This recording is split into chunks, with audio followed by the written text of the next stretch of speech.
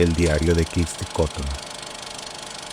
Cuando mi padre decidió mudarse con Julia a la vieja casa familiar, intenté apoyarlo, aunque siempre sentí una incomodidad difícil de explicar. Había algo en sus paredes y en la forma en que Julia observaba todo, como si esperara a alguien que había desaparecido. Ese alguien era Frank, mi tío, cuya presencia parecía impermeada en cada rincón de la casa. Además, la relación entre Julia y yo siempre fue tensa. Su presencia me recordaba que había ocupado un lugar importante en la vida de mi padre, y cada gesto suyo parecía medir mi reacción. Durante la mudanza, mi sensación de inquietud creció. 12 de octubre de 1987. Un día, vi a Julia entrar apresurada con un hombre al que no conocía. No pude evitar seguirla y allí descubrí algo inimaginable. Un ser retorcido, sin piel, temblando como un animal herido, pero vivo. Antes de que pudiera oír, su voz me llamó por mi nombre. Era Frank, mi tío, transformado en algo que no debía existir. Logré escapar y, desesperada, tomé un extraño cubo dorado que parecía vinculado con todo el horror. Mientras huía, me sentí débil y mareada. De pronto, mi cuerpo no pudo más y me colapsé en la calle. Un desconocido me encontró y, sin hacer preguntas, me llevó al hospital, donde desperté horas después. Sin saber cómo, resolví el cubo en mis manos, y de pronto las paredes se abrieron y un viento helado arrasó la oscuridad hacia mí. Aparecieron figuras marcadas por torturas imposibles de comprender. Se presentaron como exploradores en las regiones más lejanas de la experiencia. Demonios para unos, ángeles para otros.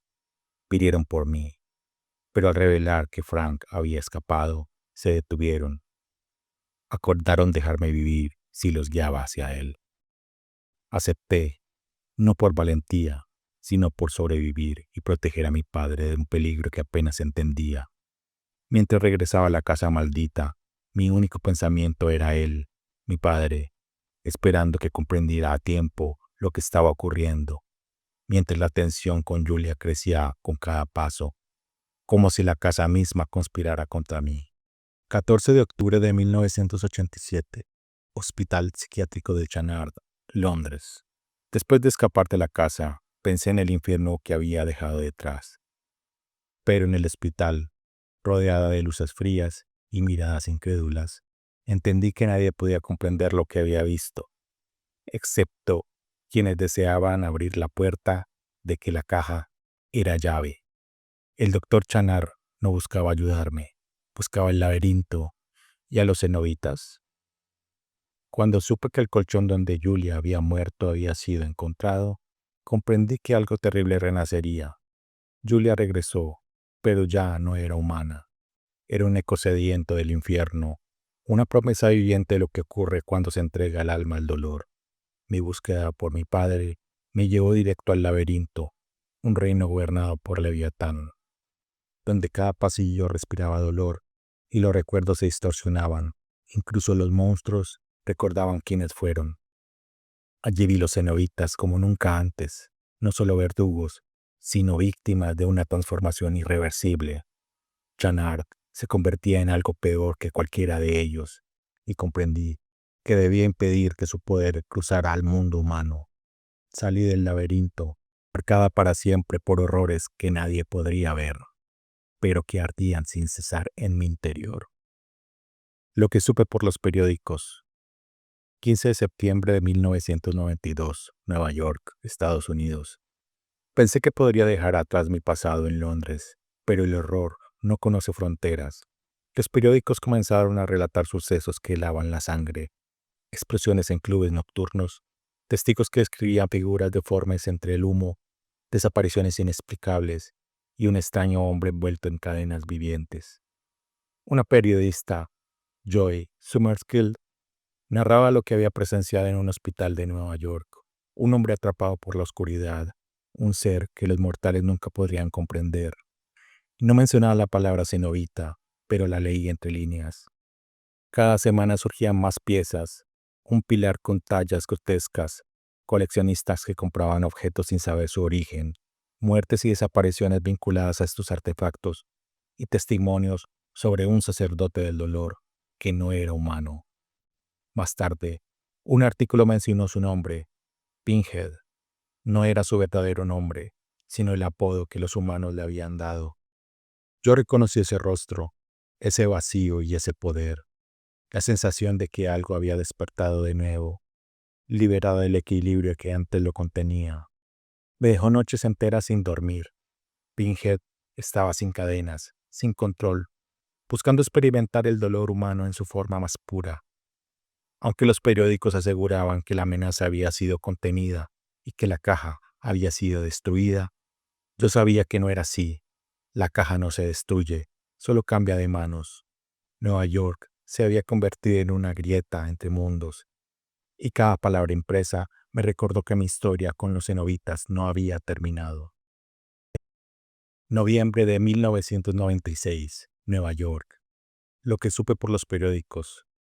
Intentando dejar atrás el pasado, noté noticias sobre John Merchant, un arquitecto que diseñaba un edificio con patrones geométricos imposibles. Una foto bastó para reconocer formas inspiradas en la caja. Los reportes hablaban de fallas eléctricas, muertes extrañas y de una mujer misteriosa llamada Angelique, vista en el lugar. Investigando, descubrí que Angelique no era humana. Documentos franceses del siglo XVIII la vinculaban al origen de la caja y al artesano Philippe Lemarchand. Apariciones sin edad, muertes inexplicables y pactos oscuros siempre la conectaban con la misma familia. Los Merchant eran sus descendientes. Cuando Angelique reapareció en Nueva York, parecía completar lo que Lemarchand había iniciado siglos atrás.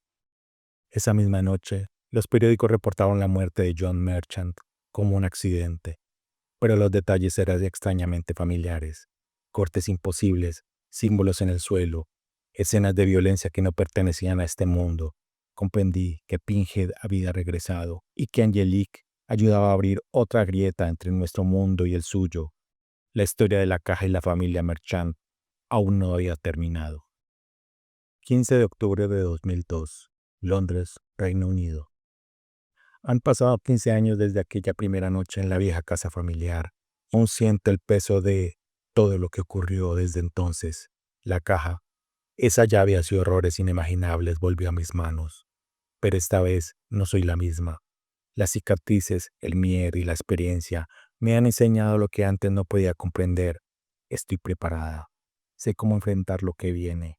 Cómo mantener el equilibrio entre nuestro mundo y los horrores que aguardan al otro lado. La historia de la configuración del lamento continúa, pero ahora sé que puedo mirar al abismo sin perderme en él. El anterior relato condensa la historia de las 4 primeras películas, estrenadas entre 1987 y 1996, donde se construye la mitología original de Hellraiser, la historia de la caja, los cenobitas y la lucha de Kirsty Cotton por sobrevivir.